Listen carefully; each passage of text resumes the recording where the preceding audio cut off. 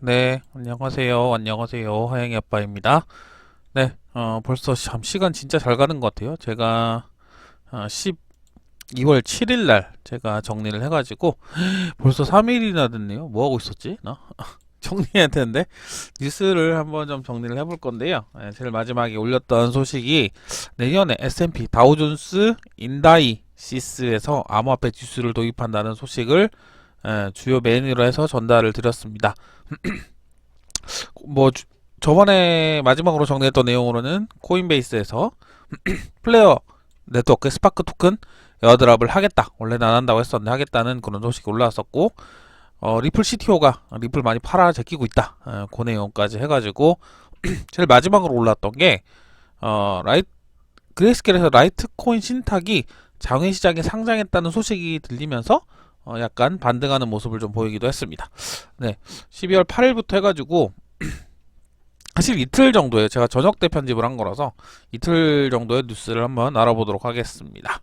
네, 파일코인이 코인베이스 프로에 런칭한다는 소식이 올라왔고 어제 갑자기 업비트에서 상장한다고 올라왔었죠. 뜬금없이 막 10시쯤 올라왔었던 것 같은데 상장을 했습니다. 일단은 그리고 큰 가격 변화는 없었던 걸로 지금 정리가 되네요. 예, 이더리움의 우선 투자는 기관 투자가 급증했다라는 보고서인데 내용은 안 읽겠습니다.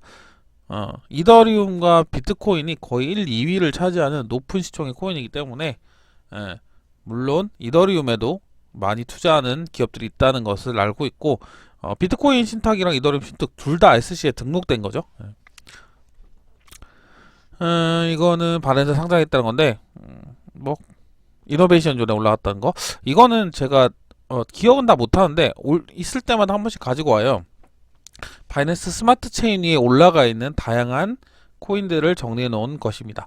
생각보다 되게 많아요. 이걸 다 외워서 기억을 할 수는 없는 거고, 바이낸스 스마트 체인과 어, 관련된 것들을 정리를 해 놓은 거니까, 궁금하신 분들 있으시면, 요걸 한번 좀 참고를 해보시면 좋을 것 같습니다. 이거는 뒤에서도 이어서 기사가 나오긴 하는데요. 마이크로 스트래티지가 비트코인을 많이 구매하고 있다는 거는 알고 있습니다. 계속 뉴스가 올라오니까. 근데 이 뒤에 나올 거지만 4억 달러워치, 그러니까 간단하게 해서 나면 4억이니까 4천억이죠. 4천억 대략 4,400억 정도의 규모를 산다고 하는데 이게 더 늘어서 5,500억 정도로 늘어났다고 하는 게 뒤에 좀 나옵니다. 아무튼 증자를 해가지고 증자가 아니었던 것 같은데 기사를 한번 보는 게 좋겠네요. 또 훑고 넘어간 거라서 어, 채권을 발행해서 비트코인 매수에 나선다. 오, 채권. 예, 채권을 통해서 나온 거고 뒤쪽에 보면 아마 금액이 늘었다는 기사도 있을 겁니다. 일단은 채권 발행하든 뭘 하든 산다. 비트코인 살 거다. 이렇게 예고를 한 상황이네요. 어마어마한데 진짜 너무 공격적으로 매수한 게 아닌가 싶을 정도로 네, 외신의 폭스콘이 애플 최대 협력 업체라고 하는데 랜섬 아시죠? 그러니까 랜섬이 저거잖아요. 인질극. 그러니까 얼마 전에 우리나라에서도 이랜드 계열 쪽에 랜섬웨어를 당해서 비트코인 요구 받았다는 기사도 나왔었는데 랜섬웨어 공격에 노출이 돼가지고 BTC를 주면은 풀어주겠다 이런 건데 아마 이것도 안 준 걸로 제가 기억을 하는데 뒤에 있으면 한 번 더 챙겨보도록 하겠습니다. 사실 랜섬웨어도 저도 제가 회사 다니면서 주변에 실제로 당하신 분을 봤는데 이 같은 경우야 돈 안 주고 그냥 어쩔 수 없어도 자료를 날려먹어도 되는데 전체 기업 데이터 같은 경우는 워낙 규모가 크기 때문에 돈을 돌려주면 사실 풀어줄 여지가 좀 있는데 그건 좀 선택이 좀 다른 것 같네요. 돈을 내고 데이터를 푸느냐 아니면 그냥 날리느냐 이건데 랜섬웨어의 특징이 보통 돈을 지불을 하면 풀어주는 걸로 그렇게는 거의 돼 있는 것 같습니다. 그레이스케일 또 증가했다. 이거는 언제 뭐 챙기는 게 뭐라 그러지? 뭐 이상할 정도로 매일마다 계속 사고 있어가지고 이거 자체로 뭘 평가를 할 수 있다? 뭐 이건 또 아닌 것 같아요. 제가 봤을 때 너무 많이 사가지고. BTC 채굴업체 VBIT가 800만 달러 채굴기를 추가 구매했다. 채굴기를 산다는 얘기는 채굴이 수익이 난다고 판단을 하니까 산다는 거. 중국의 선택은 징동닷컴 30억 달러 CBDC를 유통한다. CBDC는 뭐 이제는 아셔야 됩니다. 센트럴 뱅크 디지털 커런시 요거고, 중국 같은 경우는 DCEP라고 여러 번 말씀을 드렸습니다. 예, 징동닷컴이 온라인 플랫폼 중 최초로 CBDC를 유통한다. 와, 신기하네요. 일반 소비자에게 33억 원 상당의 CBDC를 지급하는데, 와, 이거 신기하다. 저번에 선전시에서 테스트를 했었는데, 이번에는 온라인 쇼핑몰을 유통을 시키는, CBDC를 유통한 테스트를 진행하나 보네요. 와, 이건 신기하긴 하다. 예. 그러니까 디지털 화폐가 점점 속도가 중국이 빨리 나오게 있는 그런 상황인 것 같습니다. 이건 신기하다. 대륙의 사기 플러스 토큰의 악몽이 되살아났다라는 건데, 플러스 토큰은 제가 그 검색에다가 플러스 토큰이라고 치시면 몇 개의 글이 나옵니다. 플러스 토큰을 정리해 놓은 것도 있고, 중국의 폰지 사기에 대한 글들이 나와 있고, 이거에 따라서 이체가 어떻게 됐었다 뭐 이런 것까지 줄줄이 나와 있는데, 이 플러스 토큰 같이 CBDC를 이게 제가 읽어보니까 대략 CBDC가 DCP잖아요, 중국에서. DCP 협력사가 플러스 토큰과 연계되어 있다 이런 거더라고요, 보니까. 예. 그러니까 사기의 끝판왕이 DCP랑 결합을 한 게 플러스 토큰이다. 이거랑 여러 가지 다단계 사기가 좀 얽혀 있다. 이런 내용이 좀 쭉 이어지더라고요. 보니까 희망 고문에 또 한 번 넘어가는 피해자들, 뭐 플러스 토큰 다단계로 피해본 이용자의 국적은 중국이 이어 한국이 두 번째다. 수조 원의 사기고, 그래서 여러 가지 플러스 토큰 피해자들은 뭐 정성하면 손해를 만끽하고 뭐 이런 건데, 또 두 번 올리는 그런 것들이 있으니까, DCP는 정확하게는 뭐 저도 매번 얘기 드린 거, 저는 이상한 거에 좀 홀리지 않는데, DCP는 아직 발행이 안 됐습니다. 테스트로 일부 구역이나 지금 아까 징동닷컴 거기서 온라인 거, 그 다음에 일반적으로 선전시에서 테스트했던 그거 말고는 실제로 없는 거예요. 그러니까 DCP가 뭐 나온다고 해서 뭐 핸드폰에 깔고 뭐 이런 거 다 사기입니다. 리브라를 산다, 리브라 이제 DM으로 바뀌었지만 리브라 판매합니다 이런 거 다 사기듯이, 중국 CBDC로 판매하는 게 아니죠. 어차피 해봤자 일반 원이랑 똑같은, 기존의 화폐랑 똑같은 디지털 화폐인데 그걸 사고 말고 할 필요가 없는 건데, 희한하네 저는. 페이스북 DM이라고 바뀌었다는 얘기 좀 전에 드렸는데, 뭐 갈수록 첩첩산중이다, 당연하다고 생각합니다. 네, 그 내용에도 그렇습니다. 프로젝트 리브라에서 DM으로 바꿔서 내년 초에 출시 강행을 하려고 하는데 각국의 견제가 상당하다. 예. 이들은 공동성명을 통해 악의적인 목표와 불법적인 행위에 디지털 화폐가 사용될 수 있다면서 규제 필요성을 강하게 지지한다고 밝혔다. 이거는 사실 페이스북 스테이블 코인만이 아니고 전체 디지털 화폐를 일컫는 말이기도 한데, 굳이 페이스북만 그렇다. 사실 이렇게 따지면은 뭐 비트코인을 반대하는 사람들의 입장, 국가로 보면은 이 말이 그대로 맞는 거죠. 자기들의 입장에서는 뭐 악의적인 목표와 불법적인 행위, 비트코인을 통해서 뭐 무기도 사고 뭐도 사고 하는데, 사실 뭐 제가 다 맞는 건 아니지만 제가 볼 때는 현금이 가장 큰 불법적인 행위에 소용되는 것 중에 가장 큰 게 현금인데, 사실은 현금도 추적이 안 되죠. 그런 관점에서는 사실 이 제목이 맞는지는 모르겠네요. 페이스북 DM만 그런 건 아닌 것 같은데, 사실은. 다른 것 뭐 비트코인은 이미 주류라고 보기는 그렇지만 받아들이는 나라들이 하나씩 나오고 있긴 하니까. 넘어가겠습니다. 크립토 퀀트에서 이제 보고서들이 쭉 올라오는 것들인데, 마운트 곡스에서 보상 계획안 제출이 15일로 예정되어 있다는 소식입니다. 마운트 곡스 리해빌리테이션 플랜 데드라인, 그러니까 12월 15일까지. 근데 이게 참 애매하긴 한데, 이 정도의 규모를 덤핑을 시킨다고, 그러니까 물론 시장에 퍼드를 일으킬 수는 당연히 있지만 이 정도를 시장에 내푼다? 그것도 대단히 어려운 겁니다. 1BTC 계속 팔 수도 없고, 이게 만약에 판다고 얘기를 하면은 한 OTC로 뭐 1000BTC 뭐 10,000BTC 이렇게 판매를 할 수 있겠죠. 그래서 이게 당장 시장에 덤핑이 된다 이런 생각을 전 좀 안 하고 있거든요. 만약에 하더라도 분명히 사는 사람이 있으니까, 미국 같은 경우는 대량 구매자들이 있으니까 이건 OTC 장외 거래로 거래를 할 거지, 이게 풀린다고 하더라도 시장에 막 15만 BTC가 덤핑이 되고 이런 거라고는 생각을 좀 안 합니다. 그래서 조금 제가 봤을 땐 걱정을 좀 더 하셔도 될 것 같습니다. 이게 만약에 던진다고 하더라도 살 사람들 현재로서는 많아졌다, 예전에 비해서는. 항상 저기 마운트 곡스가 참, 여기 정리된 거 한번 볼게요. 마운트 곡스에 대한 그 덤핑 우려는 항상 있어 왔는데, 지금 같은 경우에 마운트 곡스를 좀 제가 지금 관점에서 바라보는 거는 오히려 시장에서 보상안이 나오고 판매가 된다고 이제 결정이 지어지면 오히려 더 긍정적일 거라 생각을 합니다. 비트코인을 구매하고 싶었던 기관 투자자들이 구매를 할 수 있는 기회가 열리는 거니까, 묶여있던 비트코인을 팔 수 있는 거니까. 그래서 마운트 곡스가 궁금하신 분들은 요걸 참 정리된 걸 한번 읽어보시면 좋을 것 같습니다. 꽤 많아요. 20만 BTC 정도, 뭐 예를 들어서 15만도 있고, 그러니까 하드포크된 코인들, 뭐 비트코인 사토시 비전 이런 것도 다 포함이 되어 있기 때문에 상당히 규모가 됩니다. 다만 일반 시장에 덤핑될 가능성은 매우 적다라고 보는 관점이죠. 뭐 외신이 마운트 곡스 회생 계획안이 하락 신호될 수 있다고 얘기하는데, 14만 개의 BTC가 시장에 어떻게 당장 풀립니까? 이 정도가 동시에 풀리면 거의 비트코인 빵원 됩니다. 동시에 풀리면. 그렇기 때문에 제가 봤을 때는 그 관점이랑 좀 다르게, 물론 여기에 대해서도 지갑 추적을 다 할 거지만 뭐 크립토 컨테너니까 다른 지갑 추적 업체들이 아마 대량 거래가 확정이 된다고 하면 OTC로 나올 거다. 하락이 되는 것보단 저는 오히려 상승에 관점을 좀 두고 있는 것 같습니다. 스테이블 코인 공급량에 대해서 이제 체크를 해놓은 건데, 테더가 뭐 압도적이죠. 저도 테더 여러 번 언급한 적이 있는데 거의 한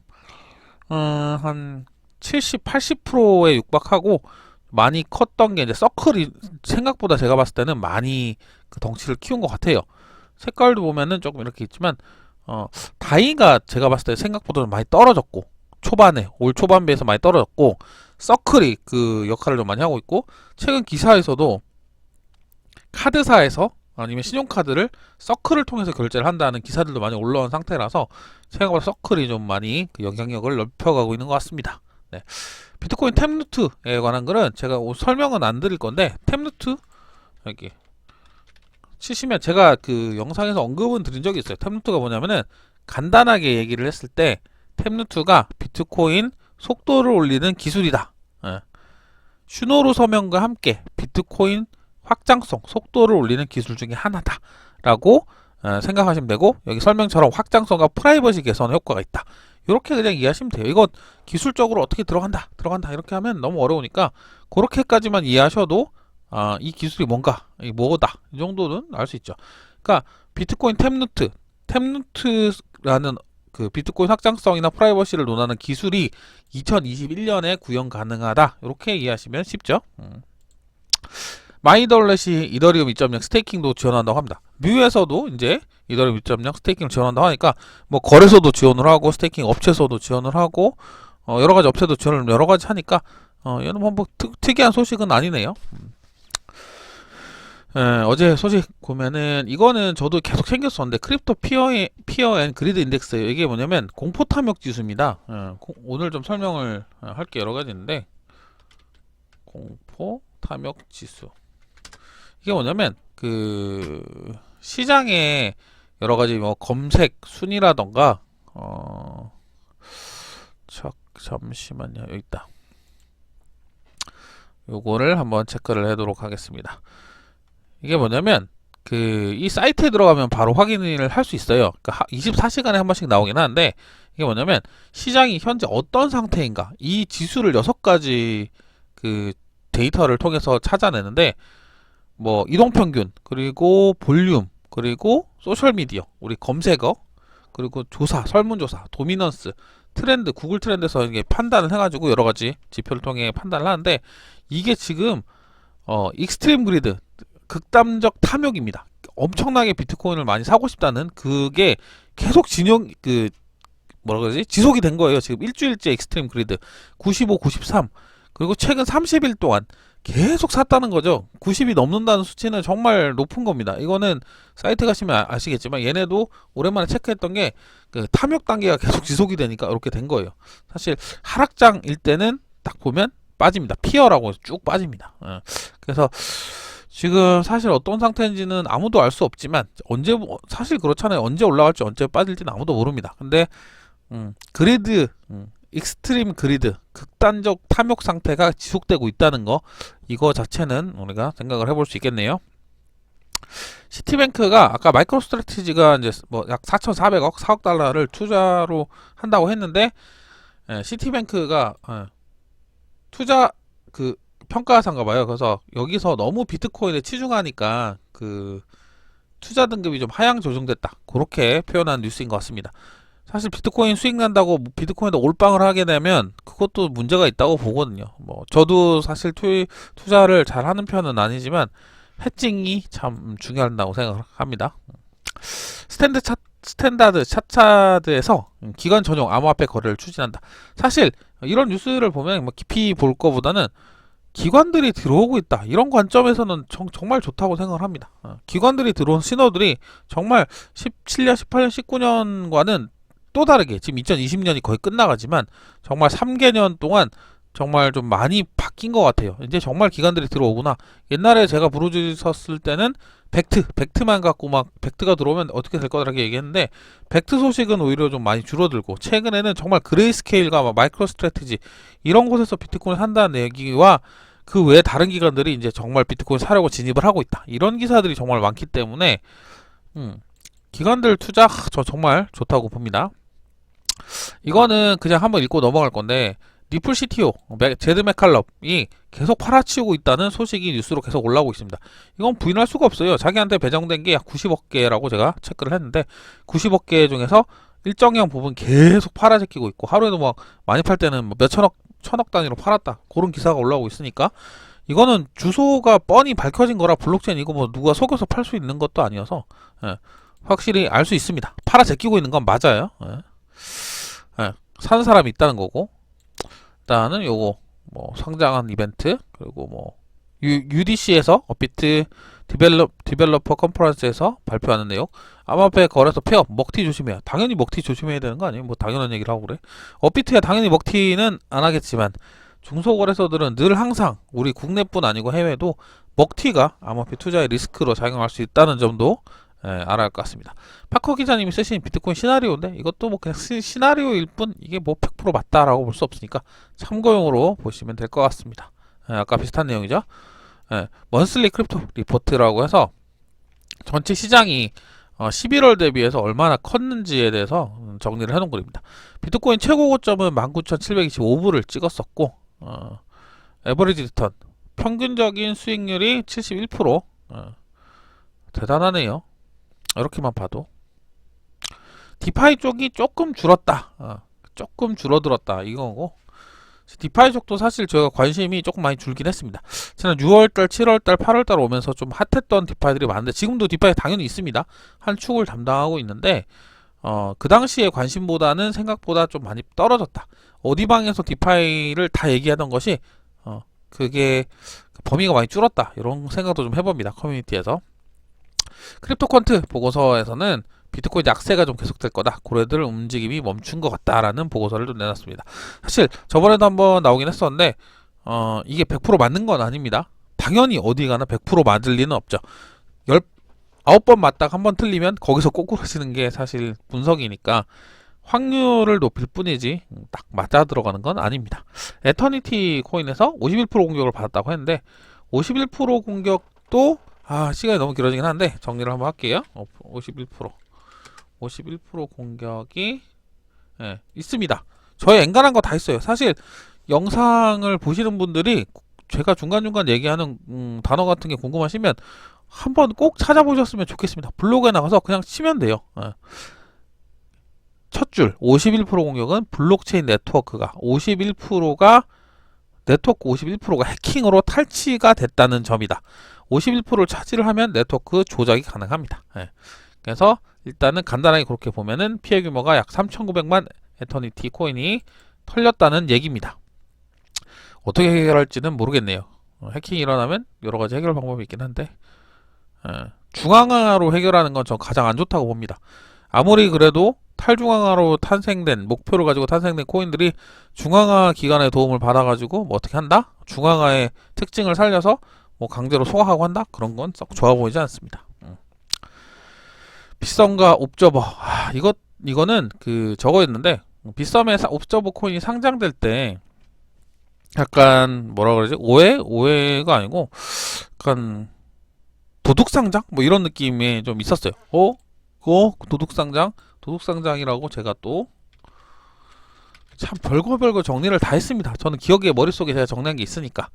도둑상장이란 용어도 그 클레이튼을 뭐 지닥이나 코인원에서 협의 안 된 상태로 상장을 했다 뭐 이런 의미로 나오긴 했는데, 사실 그런 게 어딨어요. 도둑상장이라고 표현해서 그렇지 그런 건 없습니다. 근데 일단은 도둑상장까지는 아니더라도 협의 안 된 상황에서 상장이 됐다라고 밝혔던 건 맞는 것 같습니다. 빗썸에서 상장한 이후에. 네, 그렇고 CI잼에서 뭐 BTC 공모펀드 투자 설명 넘어갔고, 페이코인을 처음 궁금해하시는 분들이 읽어볼 만한 글을 정리된 글입니다. 저는 다른 거는 안 하지만 지금 페이코인하고 뒤에 나오지만 밀크코인 서포터즈로서 정보성 글만 전달을 하고 있습니다. 코인을 추천하는 것보다는 그냥 모르는 소식이 있는 걸 전달하는 그 용도로 활용을 하고 있습니다.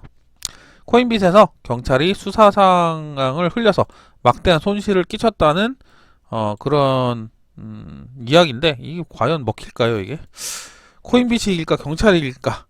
그렇게만 놓고 보면 물론 각자 생각을 다 하시겠지만, 마운트곡스 얘기가 또 나네요. 잔액이 13만 7,891개 BTC, 비트코인 캐시도 13만 7,891개, 하나도 안 팔고 그대로 있었으니까 해킹된 물량이 20만 개라고 그랬는데 좀 많이 뭐 바뀌었나 보네, 회수 단계. 일단은 잔액이 13만 7,891개라는 거고, 이게 시장이 풀린다고 해서 이걸 그대로 덤핑 칠 수는 없겠죠. OTC로 팔아치울 거니까. 그리고 살 사람 많으니까 저는 개인적으로 크게 걱정은 안 된다고 말씀을 드렸습니다. 파일코인이 어제 상장했다는 거, 어제 거죠. 비트맥스에서 그레이스케일 BTC 보유량 증가세가 장기 지속이 어렵다. 왜 그렇게 생각하지? 난 장기가 지속이 될 수 있다고 생각하는데, 진짜 마음 먹고 계속 비트코인 사들일 수 있을 것 같긴 합니다. 지금 상황으로 놓고 보면은 얼마나 장기인지 모르겠지만, 일단은 비트와이즈 미국 투자자 대상에서 암호화폐 지수펀드를 출시를 한다. 지수펀드는 뭐 ETF 같은 그런 묶음 상품 같은 걸 얘기를 한다고 생각이 드네요. 펀드니까 좀 다르긴 하겠죠. 지수펀드. 크립토 핸들글 하루가 또 지나갔고, 마이이더넷이 이더리움 2.0 스테이킹을 지원한다는 소식, 아까 봤던 거와 연관되는 소식입니다. 제가 보는 관점에서도 헤드라인을 달았던 게 크립토 니들 쪽에서도 보통 헤드라인이 같이 달려 나오더라고요. 이거는 제가 매번 소개해드리는 권인욱 세무사님께서 가상화폐와 세금에 관련된 모든 것들을 블로그에 조인디를 통해서 기고를 많이 하고 계시니까 저는 사실 잘 안 봐요. 지금은 제가 직접적인 영향이 있다고 생각을 안 하니까. 근데 좀 금액이 크거나 앞으로 좀 대비하실 분들을 읽어보시면 참 좋다는 글로 항상 추천을 드리고 있습니다. 네. 세금 관련해서는 권인욱 세무사님 글을 찾아보시면 아주 좋습니다. 이더리움 예치 컨트랙트가 130만 이더를 돌파를 했네요.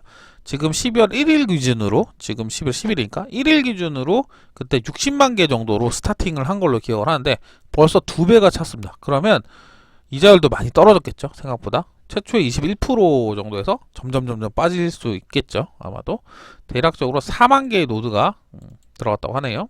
비판 내용 보고서를 사과를 했다. 뭐라고 얘기를 했냐면, 해당 보고서는 암호화폐 전문 분석기관 메사리가 발행한 2021년 암호화폐에 대한 보고서로 리플은 유독성 폐기물, BTC, 하드포크 코인, 모네로 라이트 코인을 쓰레기 더미라고 표현한 것으로 전해졌다. 이거 뭐지? 이 새끼 참 이해가 안 가네.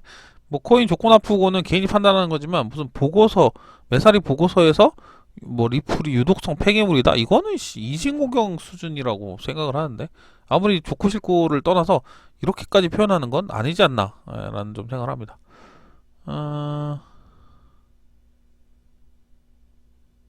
130페이지가 넘는 보고서인데 이렇게 표현을 했다고? 참. 아까 봤던 거예요. 마이크로 스트래티지가 4.4억에서 5.5억 달러로 늘려서, 아까 저거를 발행을 한다고 했잖아요.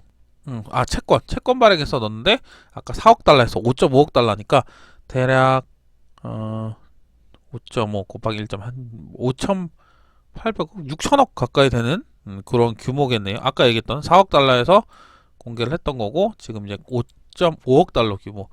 야, 진짜 어마어마하게 매집을 하려고 합니다. 리플이 빗썸으로 이동했는데 이거 뭔지 원인을 잘 못 잡고 있습니다. 스파크를 에어드랍을 받으려고 하는 건지 숏을 치려는 건지 사실 알 수 없습니다. 약간 걱정이 되긴 합니다. 그냥 각자 판단에 맡기는 걸로 일단은 이제 거래소들이 이제 빗썸도 그렇고 슬슬 이제 문을 닫기 시작하죠. 거래소의 입출금을 닫기 시작을 합니다. 왜냐하면 12일날 지금 10일이니까 12일날 오전 9시가 스냅샷 시간입니다. 그렇기 때문에 거래소들이 이게 10일, 12일날 거의 아마 닫을 것 같습니다. 지금 닫은 데도 많아요. 이오스에서 뭔가 이오스 입출금이 중지가 됐는데 강제 가두리라기보다는 이오스 네트워크에 문제가 생긴 것 같아요. 약간은. 그래서 뒤에 약간 그 크리머님 채널에서 그 사유가 있어서 제가 하나 긁고 왔는데 그거 이따가 한번 같이 볼게요. 이거 크립토 퀀트에서 나온 보고서를 보면은 간단하게 마이너들이 BTC를 OTC 장외마켓이나 거래소에서 팔고 있는 것처럼 보인다 라고 하잖아요. 뭐 이런 분석이니까 OTC 마켓이나 거래소라고 얘기하면 너무 좀 포괄적이지 않나? 예, OTC는 장외마켓이고 시장에서 팔아야 된다. 그런데 항상 매도 매수는 그렇지만 파는 사람이 있으면 사는 사람이 있는 거죠. 근데 지금 사고 있는 사람들은 기관들이 많다. 당장 파는 사람들이 아니고 조금 일부 장기간으로 보유하고자 하는 기관들이 많을 것 같다. 기관들도 당연히 지금 가격에서 사면은 수익을 낼 만큼 시간이 필요하기 때문에 당장 뭐가 덤핑이 된다 이렇게는 좀 보기 어려울 것 같습니다. 또 나왔어요. 리플 CTO 전날 2.66억 리플 받아서 약 10%를 현금화했다. 2,950만 리플을 현금화했다. 이거 계속 나옵니다. 사실 아까 뭐 카톡방에서도 얘기를 했는데 저라도 팔 것 같아요. 이렇게 많이 받았으면 뭐 앞날이고 뒷날이고 상관없이 내가 팔 수 있을 만큼은 계속 덤핑 시킬 겁니다. 내가 다 돈인데 안 할 이유가 없죠. 사실 현금화의 속도를 내고 있다. 7년째인 올해는 20억 리플까지만 판다. 총 90억 리플을 받았다. 아직도 70억 개가 남았습니다. 얘가 던질 것만. 생각 곧 하셔야 돼요. 리플은. 코박스 상장했다는 내용. 스테이블 코인 발행사 팍소스가 은행 설립을 신청한다. 아까 스테이블 코인 잠깐 나왔는데 테더랑 그다음에 서클 있고 그다음에 세 번째 순위가 아마 팍소스 스탠다드일 거예요. 1달러를 추정하는 코인인데 그걸 은행을 설립해 가지고 하겠다. 뭐 그런 내용이죠. 아까 이오스가 안 돌아간다는 이오스에서 문제가 생겼다는 그 내용에서 설명이 최근 이오스 내 특정 트랜잭션이 과도하게 발생하면서 0 트랜잭션 블록이 생성이 지속되어 패치를 진행하였으나 동일 현상 계속 발생하는 문제가 있습니다. 그래서 완화되었고 긴급 패치를 했다. 결론은 뭐 20분, 36분 동안 블럭이 0 블럭이 계속 생성이 됐었는데 빈 블럭이 그 이유가 트랜잭션 과도다. 특정 트랜잭션 과도. 어쨌든간 문제가 있었던 건 맞아 보이네요. 이거 참 재미있는데 욕먹을만 합니다. 지닥에서 스파크 그냥 제목만 읽어도 그냥 이해가 바로 돼요. 스파크 에어드랍을 미공지 지원을 올리고 리플 입출금을 닫아버렸습니다. 어쩌라는 거지? 안 준다고 했는데 그럼 사람들이 빼가야 될 거 아니에요. 근데 입출금을 한 7분 상간인가 닫아버렸습니다. 이거 욕먹어야 되죠 사실. 사용자들이 어떻게 선택할 수 있는 시간을 주고 어떻게 해라 이렇게 해야 되는데 공지 안 준다고 얘기하면 사람들은 당연히 빼갈 거 아니에요. 당연하지. 여기 왜 둡니까? 다른 거래소로 옮겨와서 받아야지 준다는데. 근데 입출금을 닫아버렸어. 뭐 어쩌라는 참 말이 안 되는. 신한은행 닥터론이 뭔지는 잘 모르겠습니다. 닥터론이 뭐가 있는데 클레이튼으로 메인넷 전환 확정 아니다. 뭐 이런 기사가 올랐네요.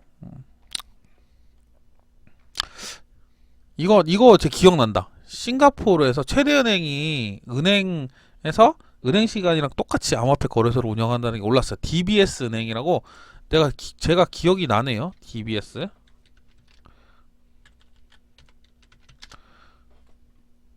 여기 있잖아. 제가 10월 달에 쓴 건데 기억이 납니다. 벌써 시간이 2달이 흘렀고 1달 반이 흘렀구나. 제가 글을 썼을 때 뭐라고 했냐면은 싱가포르 DBS 은행이 암호화폐 거래소를 출시 발표를 했는데 싱가포르 최대 은행이다. 근데 이제 다음 주에 거래를 개시한다고 합니다. 오, 신기하다. 뉴스를 이렇게 흐름을 따라가다 보니까 되게 신기하네요. 싱가포르 최대 은행이 상한데 이게 은행 거래 시간이랑 똑같이 9시에서 시작을 해서 뭐 오후 3시까지 뭐 이렇게밖에 안 해요. 좀 특이한.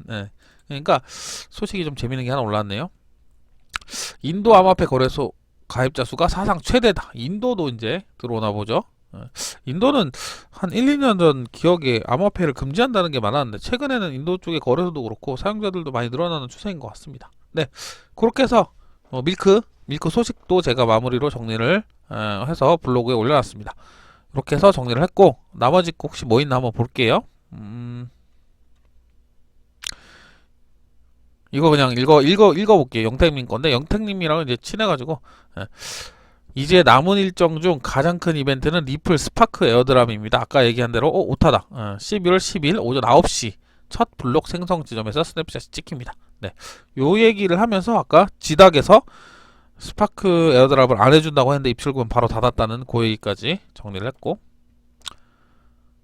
오늘의 4억 달러 리플이 4억 달러 리플 비썸 이체가 스파크 에어드랍 때문에 간 것이 아닐까라는 추측이 또 올라왔네요. 뭐 그럴 수도 있겠죠. 네, 생각보다 많이 길어지긴 했는데 뉴스를 이틀에서 이틀 3일 정도 한 번씩 제가 정리를 하려고 합니다. 제가 정리된 내용 뉴스랑 용어까지 포함을 해서 전달을 좀 드리려고 하고 가급적이면 중요하지 않은 내용은 제가 편집을 하면서 잘라낼 생각이니까 많이 좀 듣고 피드백도 주셨으면 좋겠습니다. 네, 감사합니다. 하영이 아빠였습니다.